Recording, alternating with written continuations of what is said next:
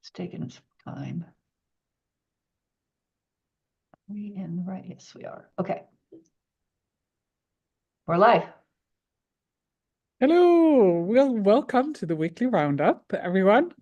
January 19th already, well, third week of January, and things are in full swing, I think, everywhere. I get that feeling. It's been a busy week all round, and for all the studio owners we've been talking to as well.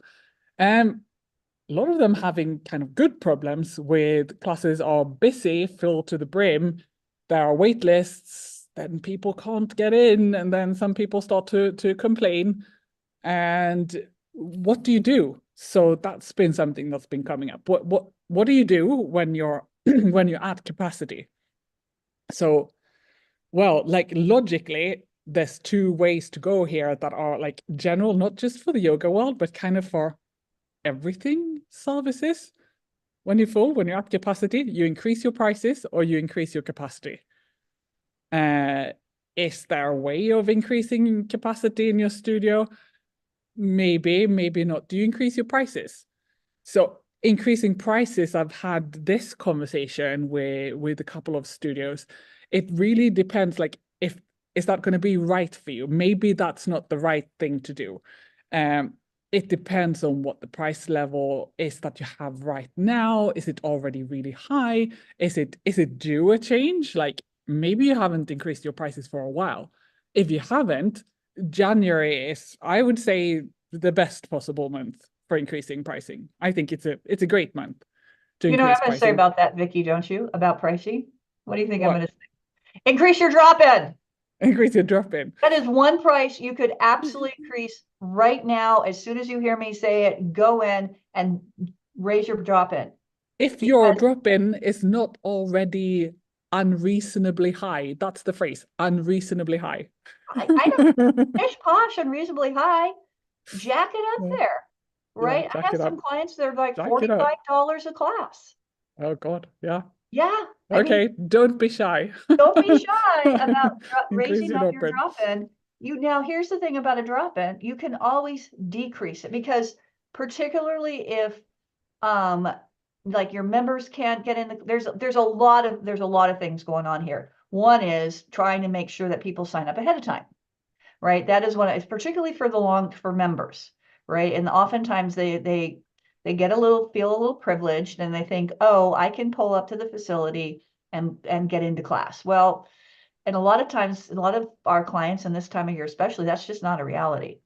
So one thing is just, constantly make sure you book your class, make sure you book your class, use our app, whatever method you use for people to book, just really start hammering that message. I had to do that in my studio just to get book your class, book your class, book your class, right? So that can help. And then definitely one of the reasons, or the other thing, but this can be problematic if you want people to pre-register, is I had already raised my drop-in was pretty high. It was $30 5 years ago. It was $30 5 years ago. And I took it off my website.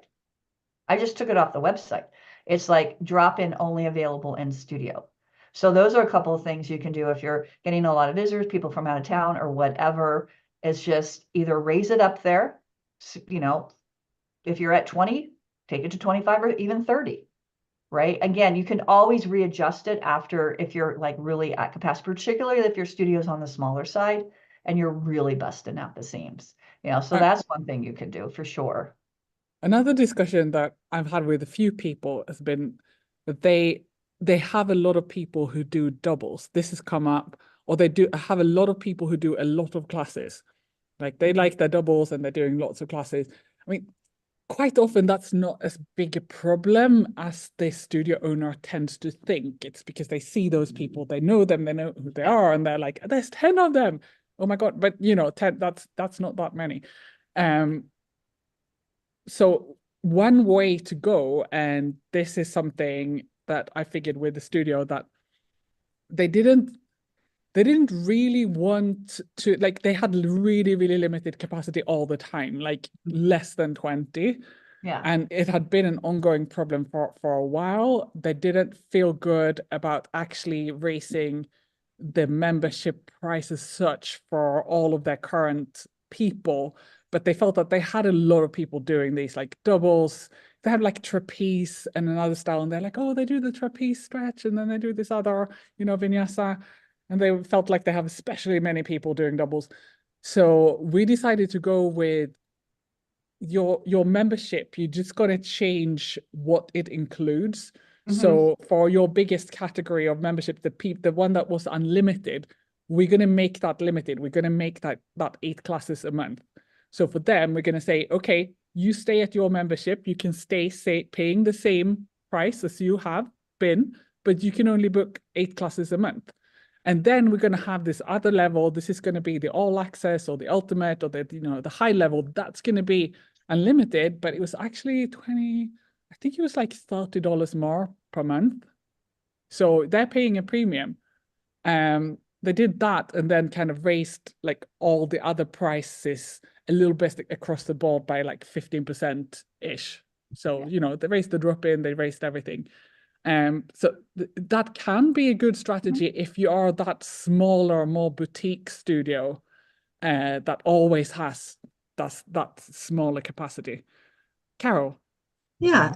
Well, I mean, I love what you're saying. And part of this, is figuring out is this a short-term problem or a long-term problem, right? So, if it's been happening for a long time, yes, maybe it's a price change, that kind of thing. And we always say if you're 80% full, 80% of the time, it's time to add classes to the schedule. But if you're just seeing this right now because it's in January and it just happens to be busting at the seams for now, and you want to kind of wait on maybe adding classes because you don't want them to be back to mediocre in March, then yeah, one of my clients, we were talking about just having some random pop-up times, just to like test out a new time or test out a new teacher or that kind of stuff, to add to the availability for students. The other thing was one of my clients, instead of showing full capacity of online signups, they pulled that down by 5, 6 slots. So online, only so many people could sign up, and they reserve those last 5 spots or so. It depends on your studio size, obviously, but then any members that were on the wait list would get priority. So they would, it requires a little bit of, you or your studio manager or somebody monitoring that wait list. But if we want to give priority to our members, we could see that wait list and say, you know what, if I see you on the wait list, don't worry, I'm going to get you in. So it's a little bit of like, yes, you're a member, you're going to get, priority at this time of year.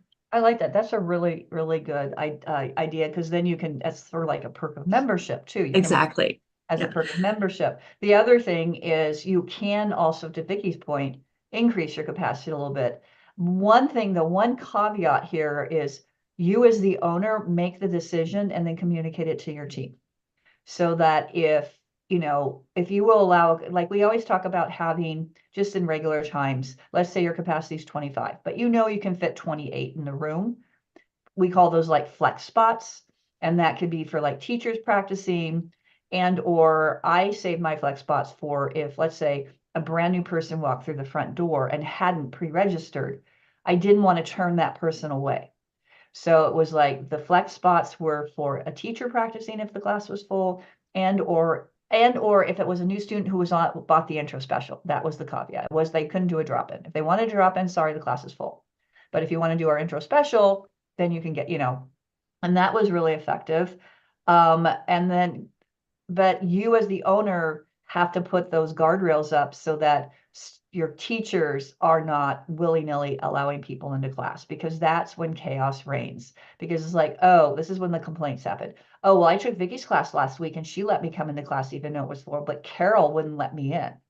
Right? That's where you start getting those things. So whatever you decide upon, communicate it to your team and let them know this is the policy for right now. And also to Carol's point, I had to do that. You can have a winter schedule. Like I had to do that. I threw a couple classes in on the weekend, and I said, hey, this is through the end of March. So it was a very limited time. And then sure enough, that would be you. Yes, that capacity came back down as well. And kind of want to circle back to what Vicky said. about the limited membership. I have a studio client in Canada whose max capacity is 17.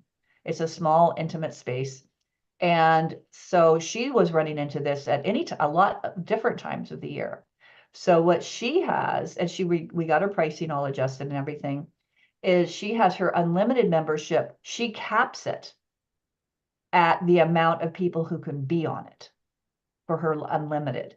And so it actually can help for retention. It's like, well, Vicky, you want to cancel membership. I understand. And here are some other options, just to let you know that if you decide to come back, you may not be able to get an unlimited membership because we only have X number of members at a time that are on this package. And then she didn't do an 8 class. I think she landed on, I got a thumbs up from Vicky. I think she landed on like 15 class. And then she had like a limited membership that you could practice up to 15 times a month or something like that. Right. And then she had like a auto renew 4-class card. So that could be a really effective strategy, sort of that supply and demand. It's like actually capping the number of unlimited memberships that you're going to sell, and then having that limited membership. And another thing with like you mentioned, if you have different modalities, is you could have a membership. And I like the idea of the premium membership. Like you said, you have an add-on for, if let's say you have aerial yoga and regular yoga, or you have, like, I have a client that has a spin studio as well as yoga. So you could have, okay, this is the membership for one, this is the membership for the other, and then here's a combined membership. It's similar to the unlimited, but that's another strategy that you can employ as well. There's lots of ways you can get creative with this. And then simply too is just, a lot of it is just changing clients' behavior and getting them to sign up ahead of time. And you can have different booking windows depending on your software. You can have different booking windows for different types of classes. One thing you could do, for instance, if you're on Mind Body, is you could set up a service category and put the classes in there that are the most popular, and only members can book those classes. End of story. Nobody else. You can't book a drop-in. You can't book a class pass. You can't book a class card, right? You can limit it to just certain memberships. So you can look at with what you can do within your software. Vicky. Yeah, and we've got to mention, but we've been over this so many times, Yeah, but I know. a late cancel no show fee. So if you haven't done that already, and that was a studio that I was working with, I kind of assumed that they had it already, and then asked them, and they were like, no. I'm like, oh, well, that's the first thing that we do. First, we have to teach your clients to book and to cancel. So that is the most effective way for doing it. And then, like, the benchmark would be the price of your drop-in as a late cancel no-show fee. There is a line where I'm like, ooh, if your drop-in is $45, so I basically, yeah, that's you're gonna charge them $45 for no showing. That what seems I a bit did. hefty. Yeah, it is. What I did is I based it on my 10-pack. Yeah. So because my policy was, if you were on a class card and you late cancel or no show, you lost the class.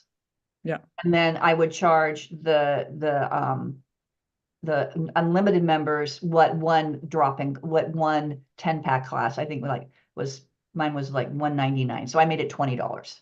Right. So they would charge because the thing, if you make it like a drop-in, then, and unless you're charging people with a class card, they lose the class. I've seen places where you lose the class and you get charged a late cancel or no show fee. But I thought, thinking about it one day, I thought, well, it really is. The class card people are only losing a class, but my members are being charged even more. So that's what I settled on. It's like the equivalent of one class 10 of a pack. class card. I think that's probably a good level. Yeah. Because then it's sort of, it's equitable. It's like, everybody's kind of paying the same. And it was a drop and they lost the class entirely. That was it. They were just, they didn't get their money. Oh yeah. No. And another thing you could do, speaking of like class card holders and things like that, and this is more for people who show up at the studio, because you're always going to have those people that are like, can I come in, please, please, please, please, Carol, let me in, please, Carol, let me in. Is and this is where you really have to stick to your guns. And I saw this actually last year where Carol's in LA right now. There she's going to the Yoga Expo this weekend. So if you're in the LA area, make sure you drop by the Yoga Expo and Pasadena. Carol, where is it at? I forgot the name of the place. Ooh, that's a good question. I think it's like the Pasadena Convention Center or Convention something. Center. I think that's what it is. I'll go check it out to make sure. Yeah. Be sure and stop by and say hi to Josh and Carol and Mara. They're all going to be there. I'm very jealous. I was there last year. I forgot where I was going with this. Where was I going with this? I can't remember. Oh my God, senior moment. We were talking about late cancel fees and Oh no-show yes, fees late and that. cancel fees. Is oh, I forgot what it's gone. Sorry, it is gone. Maybe I'll think about it. It was a brilliant thing I was going to say. Well, I can chime in here. It is at the Pasadena Convention Center, so come by and see us Saturday. I think I mentioned this on the roundup before, but like for us, kind of, I was thinking about how you like training your clients to do the behaviors you want. We found that, I really wanted to know if people weren't coming. Oh, it came to you. Okay, I'll finish what I was saying. Okay, finish what you're saying, and then I'll finish my thought. Okay. And so, we resolved like I didn't want to charge people if it was a late cancel and, there were 20 spots open. So we would tell people like, if you late cancel and it didn't affect the outcome of the class and we didn't have to do extra work to try to like move the waitlist person in and check on them and see if they're coming, then we wouldn't charge them. Oh, and so you're way too nice.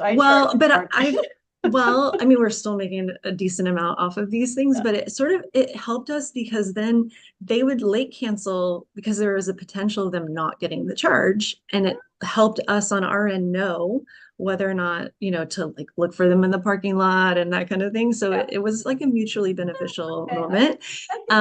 So that was our way of getting around it. It's like, hey, if you late cancel, you might not get charged. Just let us know.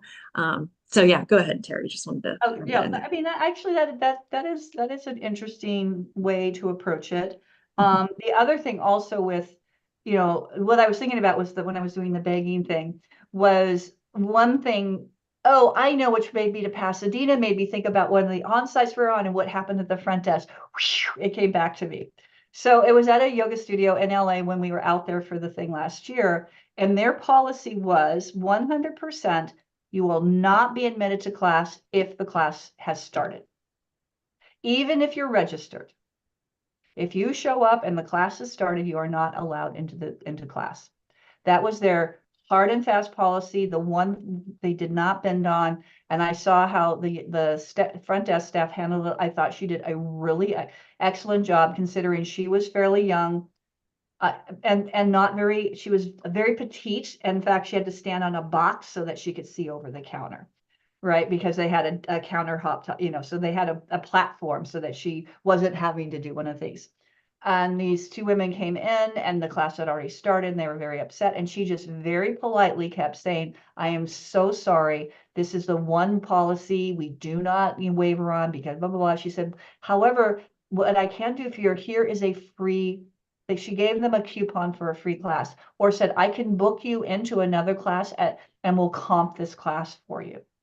And I thought that was a really effective way. It's like, we're not letting you in the class because we have this policy and this is what we can do for you. So I really like that strategy. So that's something you can do. If it's a class card holder or something like that, you can offer them that. Say, hey, what I can do is put an extra class. I can't let you in the class, but what I can do is I can add an additional class to your class card. So we'll give you a bonus class. Or if it's an unlimited member, you could give them, hey, here's a free guest pass, or something you can come up with something for the membership, the unlimited members. But that's one strategy that you can employ to help soften the blow as part of it. And I think everything we've talked about, it is only effective, and team back me up on this, it is only effective if you as the owner enforce it. Do I get thumbs up on that? No. I mean, any policy, and that goes actually for any policy you have. it's like toddlers and teenagers. If that line wavers, they're going to push. They're going to push to see how far they can get away with it. And it's in some ways that's not really fair. If you bend for one person, not for another. That's why once your policies are set, you have to adhere to them. And if a policy ends up being really bad and there's a lot of complaints, that doesn't mean you can't change the policy and say, you know what, we tried this, it didn't work. I heard you. I'm taking your feedback. You're right. Let's change this. Let's what's going to work better. And that is actually a hallmark of a good leader, right? Is saying, you know what, I hear what you're saying. Yes, I can see your point on this. I can see why this policy we have is causing this. Let's figure out a better way to do it. You're right.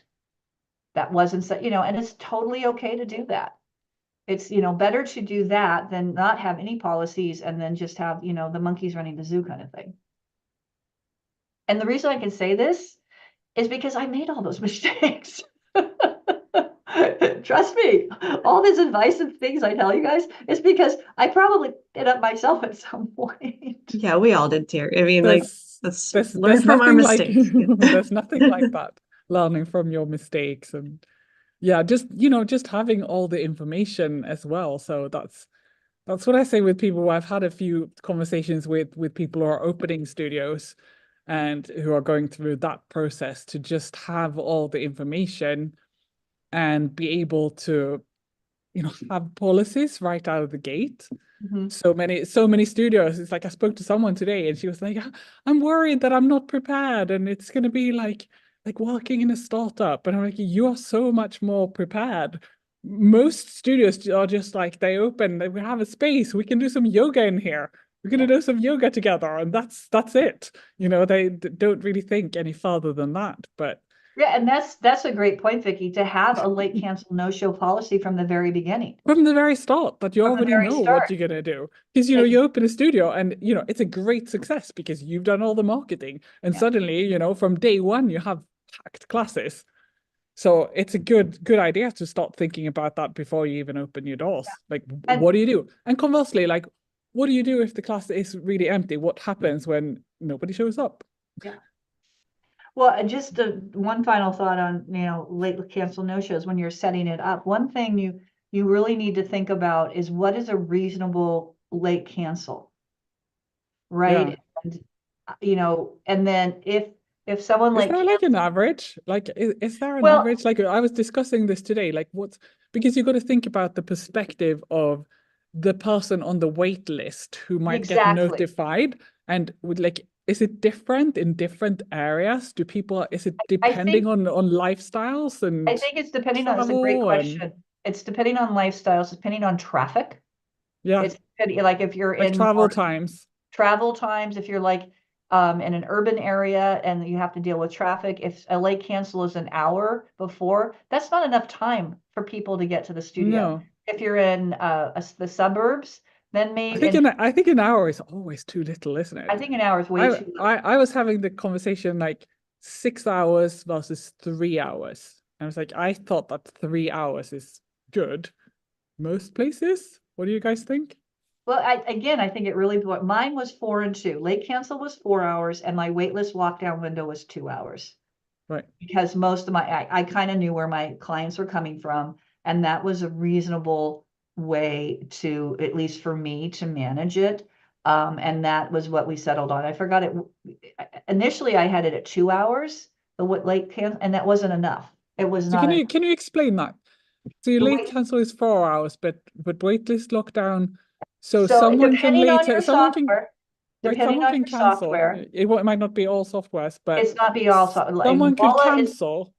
They could cancel up until 4 hours, but then what happens in between the 2 and the 4 and the 2? Walla does not do this. So thank you for asking this. So it depends on your software. Like with MindBody, you can my late cancel one was 4 hours. So that meant if Vicky, you canceled after in that 4 hour window from 4 hours to 2 hours, and Carol was the number one on the wait list. From that 2 hours before the wait list lockdown window Carol would automatically be added into the class. Even if I late canceled. Even if you late canceled, then the waitlist lockdown window was at 2 hours before class.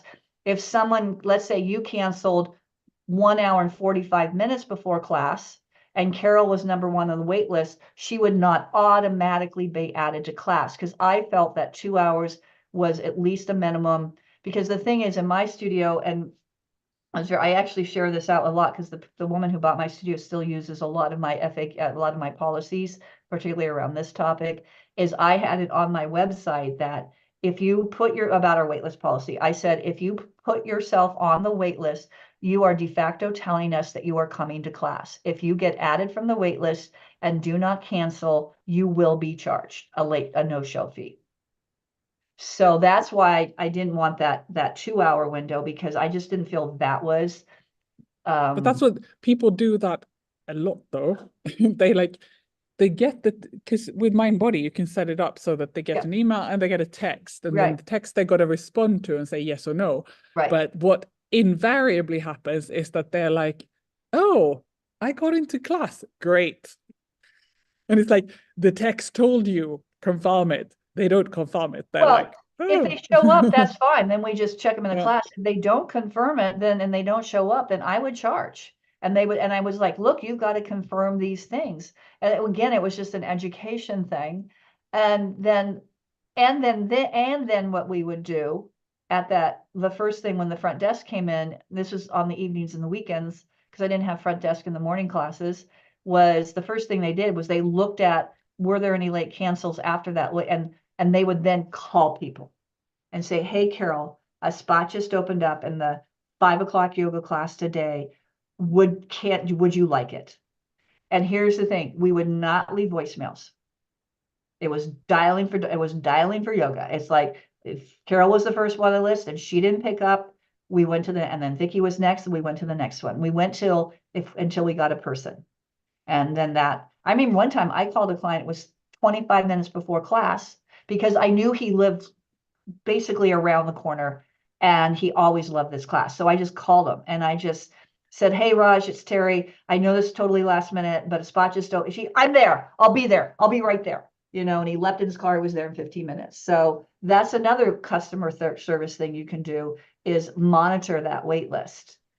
And then if you even want to go one step further with that, to Vicky's point, is you get added in from the wait list and you haven't confirmed.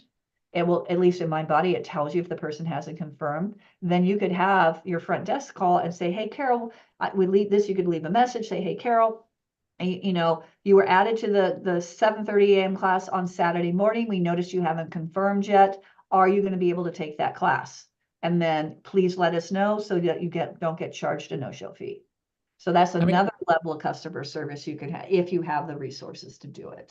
I would say that if you're running a free yoga weekend or an open house, always do this. Yeah. So like we did an open house at my studio last weekend, and I felt like we got more people actually showing up for classes than we had done before, because we'd had a lot of people on wait lists. And we called them until we had confirmed, until they had all confirmed. So we got a lot fewer no-shows than we normally would. Actually, so if you're doing an open house, I would always confirm with the people on the wait list. If you have time, if you have the capacity, you could confirm with everybody. I was going to tell you, I've had a couple of clients now. I had a client in Canada. They did this, that their open house was our Thanksgiving weekend here in the States. And they called every single new person that signed up for their free yoga weekend before the weekend. Yeah. And they reminded them, we're so excited to have you. You're booked in. We see you're booked in with Carol's class at 10 o'clock to the blah, blah, blah class. Just wanted to make sure, welcome you to the studio. Please get at least 10 minutes early. And then also, if you're not going to make it, please let us know so we can release your spot. And they said they got so much positive feedback from the people who came. Now it was like to new people, right? It was all the new people. And now, so that was so effective. They are now doing it on a routine basis. They are pre-calling. They've got the email set up that go out. Thank you for, they've got the text messages that go out. And now they've layered in a phone call. And the way they have it set up is they do have desk shift in the morning and the evening, but you can still do this. They call it the morning shift calls the evening people. The evening shift calls the morning people. If you only have evening shift people, then the evening shift can call the morning and the next evening kind of thing. And they said that's been very, very effective. And again, you just leave a message if you don't get anybody. Yeah. So we kind of run the gamut here. Vicky has to jump to go to yoga class. Well, soon. Soon. Soon. Yeah, so It's hopefully night that's, here. You can see it's nighttime. yeah, You've seen the sun go down behind me. that's right. It did go It's down. yoga time. It went, you know what? It went really fast. It did, didn't it? It was like you could see the house behind me, and now Yeah, now you it's can. all dark. I right before the I shoveled a mile's worth of steps this morning already. You And shoveled snow and did steps. well, because I have a Fitbit, right? And according to it's like a mile is about 2,000 steps. I basically, walked the equivalent of a mile while I have a very long driveway, shoveling my driveway, and I got 37 zone minutes. So shoveling snow is a very effective way to get your heart rate going. It is, isn't it? Especially if it's like slightly wet snow. It's a bit Fortunately, heavy. the reason I went out, it's very light and fluffy, and I'll probably have to shovel again this afternoon. But the thing is, when it's very light and fluffy, it's so easy it's like shoveling, you guys know this, not everybody does, but shoveling the heavy wet snow, that is tedious and hard and no fun. Yeah. In fact, quick fun story, because I always have stories. The first year I bought my studio was I closed on my studio January 15, 2015. And that year I lived in Lowell, Massachusetts, in the northeast part of the state outside of Boston. And that year we had one of the heaviest winter snows of, I don't like the last 20 plus years. We had over 100 inches of snow that year. And I remember it was was teaching the 6:30 class, 6:30 a.m. in the morning. And I got up extra early to make sure I had time to shovel my car out because we didn't have covered parking. So I'm out there shoveling, we already had like this much, and I'm going over and I'm like, why did I decide to buy a studio in Massachusetts? And of course I get to the studio and there's like 3 people.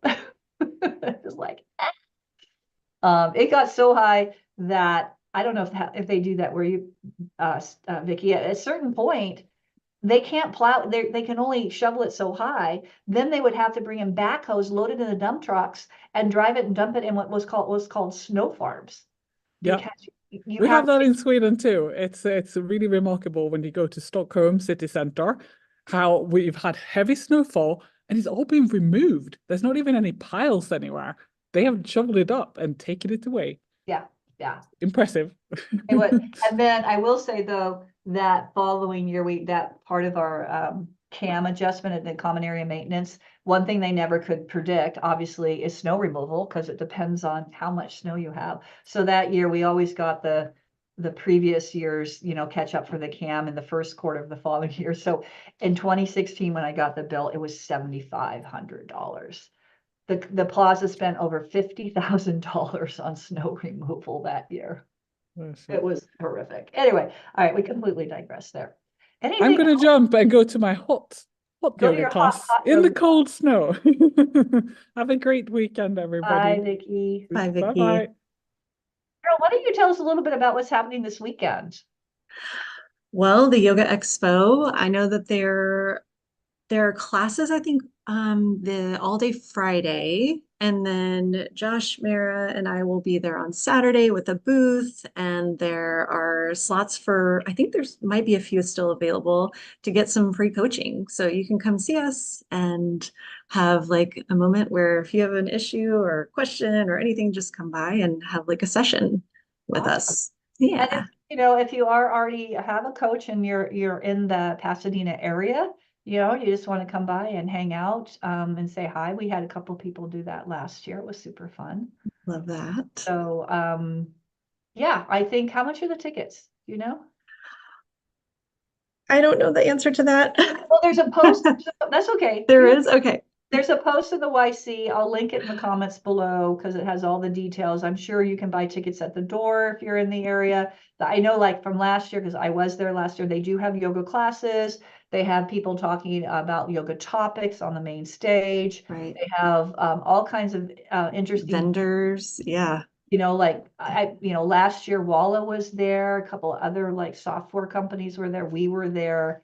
The people that make that hot pod, that hot yoga dome that you can Oh, buy, yeah. they were there. There were like some clothing companies there, some, if you were interested in retail, there was some yoga clothing vendors there.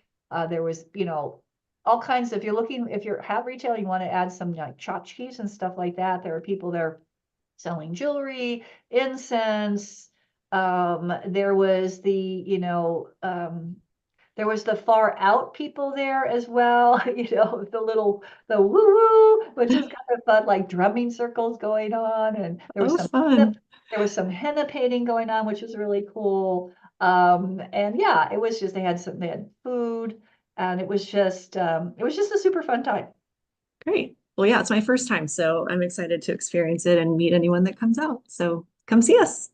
All right. Well, I think that's about it for today. We kind of covered all about waitlist no-shows, capacity, policies. Tell us, comment below if you watched this either live or on the recording. What are your policies? What is your waitlist? What are some creative things you've done to mitigate that, January craziness where your classes are full? And again, this is a good problem to have. This is a good problem to have. And one thing I did learn is that, yes, you're going to have some members complaining. And at the end of the day, and the whole time I had my studio when things were just humming and cranking, maybe Carol, I had nobody cancel their membership because of it. No, but I mean, that's why, like, reach out. We've got Reach out. strategies, so to help with that. Yeah. All right. Carol, I'll send you a link so you and I can jump on another call. And everybody have a great weekend. Go do some yoga. Again, if you're in the Pasadena area, go by and say hi to our booth. And yeah, we'll Go see do you.